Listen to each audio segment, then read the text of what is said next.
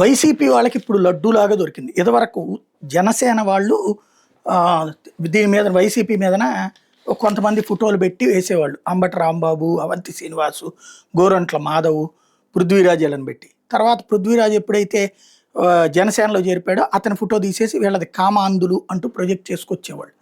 ఆ ఆడియోలు అవి పెడతా కూడా దాన్ని తెలుగుదేశం వాళ్ళు కూడా ట్రోల్ చేస్తుండేవాళ్ళు.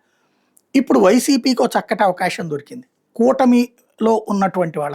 అందుకనే సాక్షి బాగా హైలైట్ చేసుకొచ్చింది. అందులో కామ కూటమి అంటూ ఆదిమూలము, నజీరు, కోన రవి, కిరణ్ రాయలు, జానీ మాస్టర్ అంతా ఇదే తీరు అన్నటువంటి ఇది రాసుకొచ్చింది.